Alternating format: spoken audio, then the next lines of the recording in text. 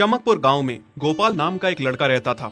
उसकी सौतेली माँ और बाप ने उसे घर से निकाल दिया था। उसकी सौतेली माँ ने सब कुछ अपने और अपने बच्चों के नाम पे कर रखा था और गोपाल को हिस्से के नाम पे 3 गायें दे रखी थीं। गोपाल पढ़ा लिखा तो बहुत था, पर नौकरी ना मिलने के कारण उसने सोच लिया था कि वो अब उन तीनों गायें की खूब देख रेख करके उनसे जो दूध मिलेगा उसे बेच के अपना कारोबार चलाएगा। अब मैं बिल्कुल अकेला हो गया हूँ। गौ माता, तुम तीनों के अलावा मेरा अब कोई भी नहीं है। बस मेरा घर चलाने के लिए तुम तीनों को मेरी मदद करनी होगी। तीनों गायें बहुत ही हट्टी कट्टी और जवान थीं और रिश्ते में भी एक दूसरे की बहनें लगती थीं। चंपा, चमेली और मैना। मैना सबसे बड़ी और समझदार गाय थी। चंपा गर्भवती थी और चमेली को अभी अभी बच्चा हुआ था। वो दूध दे रही थी, जिसके दूध को बेच के गोपाल का थोड़ा बहुत घर चल रहा था। पर गोपाल को अब चंपा और मैना पे पूरा भरोसा था कि जब उनका बच्चा हो जाएगा तो वो खूब दूध देने लगेंगी और जिससे उसका कारोबार अच्छे से सेट हो जाएगा। देखा चमेली बहन, हमारे मालिक को कितनी उम्मीदें हैं हम तीनों से। हाँ चंपा, सुना मैंने, मालिक ने हमसे कितनी सारी उम्मीदें लगा रखी हैं। और उम्मीद रखे भी क्यों ना, कितना समय खर्च करते हैं मालिक हम पे और कितनी सेवा करते हैं हमारी, कितना खिलाते पिलाते हैं हमें। और फिर हम मालिक की उम्मीदों पे खरा ना उतरेंगी तो धिक्कार है हमारी जिंदगी पर। सही कह रही हो बहन तुम। चलो हम तो मालिक के लिए कुछ ना कुछ कर ही लेंगे। तुमने बच्चा दे दिया है, दूध भी दे रही हो, मैं भी गर्भवती हूँ। थोड़े दिनों में मैं भी बच्चे को जन्म दे दूंगी, फिर दूध भी देने लगूंगी। लेकिन इस मैना दीदी को देखो, हम दोनों से बड़ी हैं, एक बार भी बच्चा ना दे पाई आज तक। क्या इसका फर्ज नहीं बनता मालिक के लिए कुछ?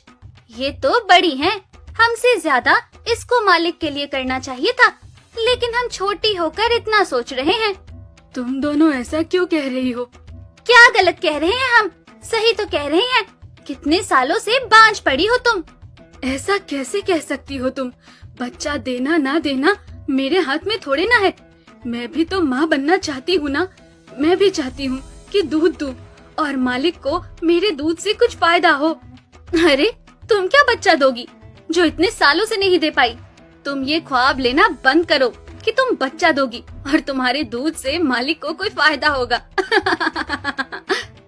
दोनों छोटी बहनें बड़ी बहन मैना की बेबसी का मजाक उड़ाती हैं और उस पे हंसती हैं। इस बात से मैना बहुत दुखी होती है और रोती है कि उसी की बहनें उसको दिलासा देने की बजाय उसे ताने मार रही हैं, उसका मजाक उड़ा रही हैं। फिर एक दिन गोपाल का पड़ोसी उससे कहता है, अरे गोपाल, तुम्हारी 2 गायें तो ठीक है, एक गाय का क्या है? उससे तुम्हें कोई फायदा नहीं है, बेच क्यों नहीं देते उसे? अरे नहीं नहीं भाई साहब, बेचना क्यों उसे? अभी बच्चा नहीं दे रही तो क्या पता कल वो बच्चा दे दे। कोई भी काम जल्दबाजी में नहीं करना चाहिए। अरे नहीं गोपाल, मेरे कहने का ये मतलब था कि तुम्हें अपना कारोबार जल्द खड़ा करने की जरूरत है, क्योंकि तुम्हारे घर वालों ने तुम्हारे साथ जो कुछ भी किया वो बहुत गलत था। अब तुम्हें जो भी करना है अकेले ही करना है। आगे शादी भी तो करनी है तुम्हें, उसके लिए भी खूब पैसा कमाना पड़ेगा। जब तुम्हारी सारी गायें दूध देंगी तभी तो कारोबार अच्छा चलेगा ना। हाँ, बात तो तुम सही कह रहे हो भाई। मेरी मानो तो तुम अपनी गायों को क्रॉस करवा के देख लो, शायद उससे बच्चा हो जाए। हाँ, ये सुझाव तुमने सही दिया, मैं कल ही ऐसा कर लेता हूँ। सुना तुमने मैना बहन मालिक की बातों को? कितना परेशान है मालिक तुम्हारी वजह से, पर तुम्हें तो कोई बात कह ही नहीं सकते। झट से बुरा जो मान जाती हो तुम।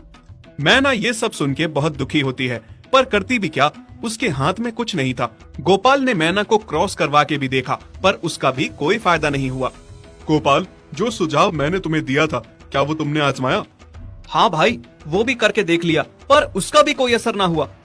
ये गाय किसी काम की नहीं है गोपाल, मेरी मानो तो इसे बेच दो। मैं सोच रहा हूँ एक बार फिर से क्रॉस करवा के देखता हूँ, शायद कोई बात बन जाए। देख लो, पर मुझे नहीं लगता। देखा, इन लोगों को भी पता चल गया, तुम बच्चा नहीं दे सकती, तुम बांझ ही रहोगी। सही कह रही हो तुम दीदी, इतने जतन करने के बाद भी बच्चा नहीं हो रहा तो अब क्या होगा?